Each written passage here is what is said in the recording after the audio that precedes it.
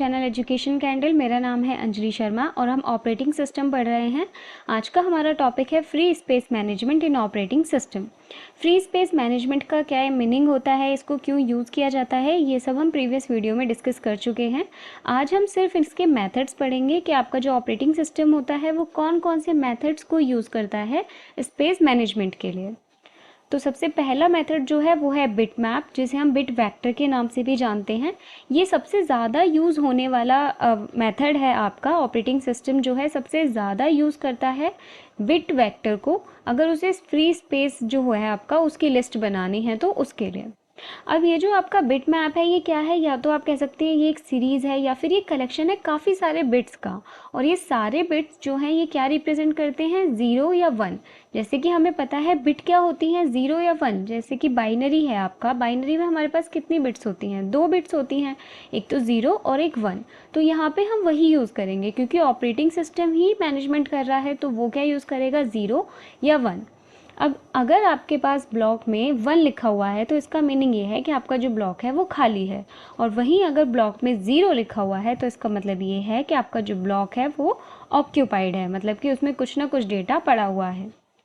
इसको एक एग्जाम्पल से समझते हैं। जैसे कि आपको आपकी स्क्रीन पे ये डायग्राम दिखाया जा रहा है, इसमें क्या है, सबसे ऊपर जो 0 1 2 3 4 लिखे हुए हैं ये आपके ब्लॉक्स के नंबर लिखे हुए हैं। उसके बाद ये जो ब्लू बॉक्सेस बनने हैं इसमें आपके बिट्स लिखे हुए हैं।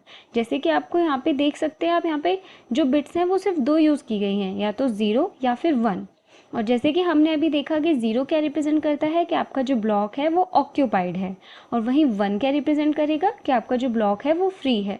तो जैसे आप इस लिस्ट को देख रहे हैं तो इस लिस्ट को देख के आपको इजीली समझ आ सकता है कि जितने भी 0 हैं इट मीन्स कि वहाँ पे कोई ना कोई डेटा है, और जितने भी 1 हैं इट मीन्स कि वहाँ पे कोई भी डेटा नहीं है।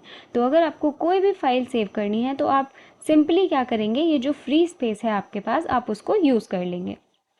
तो यही होता है हमारा बिट वेक्टर का मेथड। अब इसके एडवांटेजेस जान लेते हैं। तो इसका एडवांटेज ये है कि ये बहुत ही सिंपल और इजी टू अंडरस्टैंड है, कंज्यूम्स लेस मेमोरी, बहुत ही कम मेमोरी का यूज़ करता है और काफ़ी इफ़िशेंट भी है। मतलब अगर आपको फ्री स्पेस देखना है तो आप बहुत ही इजीली ढूंढ सकते हैं। आपको क्या देखना है, 0 या 1, आपको सिर्फ बिट्स चेक करनी होती हैं। अब वहीं ये जो बिट्स हैं ये इसका डिसएडवांटेज भी बन जाती हैं। क्यों? क्योंकि ऑपरेटिंग सिस्टम को क्या करना पड़ेगा, सारे ब्लॉक्स को जाके एक बार देखना पड़ेगा कि कहाँ पे 0 है और कहाँ पे 1 है। इट मीन्स कि अगर उसको फाइल को कहीं पे सेव करना है तो उसको पहले पूरा ट्रावर्स करना पड़ेगा, उस जितना भी आपका ब्लॉक है उसको।